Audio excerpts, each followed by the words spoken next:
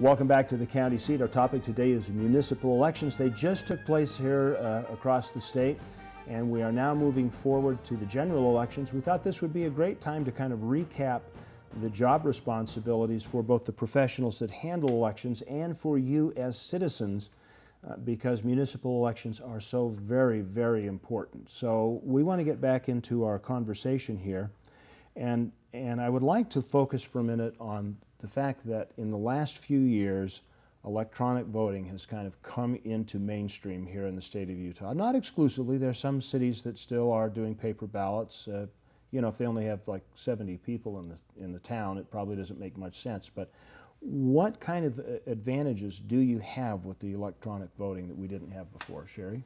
We implemented the electronic voting system in the state of Utah in 2006, and actually it's been a great convenience for voters because they can go and make changes throughout the balloting until they actually cast their ballot. If they make a mistake, unlike with the old system or a paper, if you make a mistake, you have to go spoil your ballot, ask for a new one. But with the electronic, you have multiple opportunities to go back and review and make changes by simply touching the screen and removing the X where it was and putting it in a different place.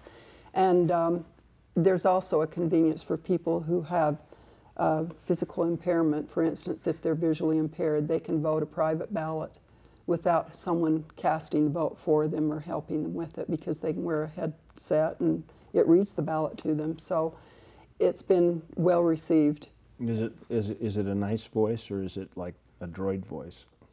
It's actually a nice voice. We have one of our staff do the recording. Oh, really? Yes. Okay, that's very, very interesting. That way you get the pronunciation of the candidates' names correctly, I would imagine. That's true. Let's talk about provisional voting for a minute, because this is another topic that I think is overlooked and is fairly important. And I'll just toss that out to either one of you or both of you. Feel free to just jump in on it. I'll let Sherry. Okay. Well, with provisional voting, if someone moves and they don't get an opportunity to re-register at their new address if they've been previously registered in the state of Utah, they can go to their new polling place and cast their ballot, and that envelope that they fill out becomes their new voter registration form.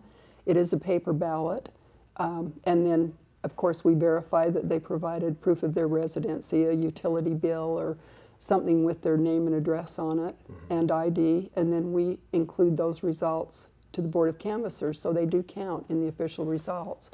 And we don't want people to stay home if they missed updating their voter registration, because they may still vote. Wow. Okay.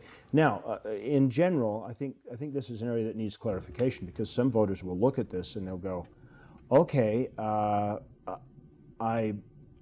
didn't vote in the last election. In fact, I skipped two. Am I still registered?" You know, how does that work? They are still registered.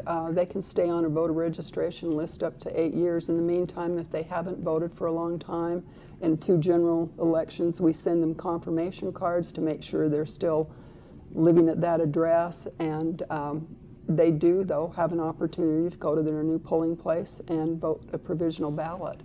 So they don't give up their right to vote, even if they've chosen not to participate in some elections. I'm sure that will.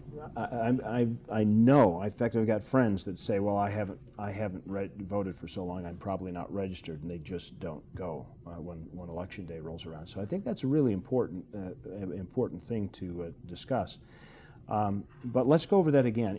If you're moving on a provisional ballot, you need to show up to the polling place on election day with identification, that's state identification, prove who you are. There's a number of things for ID. Okay, what could they use? They could use a passport, a state ID card, a driver license, and if they don't have one of those, they can bring in 2 other proofs, and that's required not only for provisional voting, but for every voter. That law was changed in 2009, so each time you go to the polling place. One of those IDs has to have your current address in Right. where you live. Okay, so now let's just say I just moved, and in my new place, and it's election day, I didn't get registered, and I show up. I've got my license. It's a valid driver's license, but I haven't changed the address yet. But I do have like a power bill or something from the new address. That works? Yes. Yes. Okay, that's great. We have just about run out of time here in this segment, so we'll hold on to our last thoughts and we'll come back in just a minute right here on the County Seat.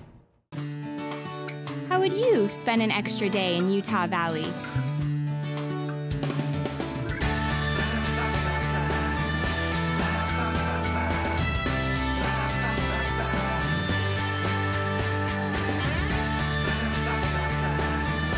Stay one more day.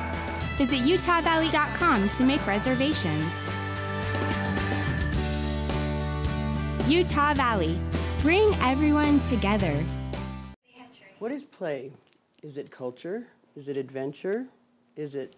Ooh, it's a destination. Oh, yeah, that's right.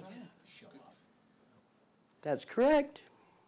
Cedar City and Bryan Head Resort in the heart of Iron County, where outdoor excitement, culture, and the iron industry melts together. Come and forge a new adventure where play is the thing. You haven't forgotten how to play. It's just that you haven't been to the right place yet. Almost 45% of the oil produced in Utah, 7.8 million barrels, comes from Duchesne County. That oil feeds our state economy, provides job growth, and supports local business. Here in Duchesne County, we're working to make Utah an economic, cultural, and technological leader. Whether you're here for business or pleasure, Duchesne County will welcome you with open arms and invite you to explore all the beauty of the Uinta Mountains. Duchesne County, close enough for business, far enough to get away. It's time you got off the beaten path. It's time you discovered something new. It's time you explored Kane County, Utah. Thousands of miles of trails, shorelines that go on forever, a horizon that compels you forward. Spend some time in Kane County and visit the past, present, and future. Kane County, Utah. It'll be time well spent.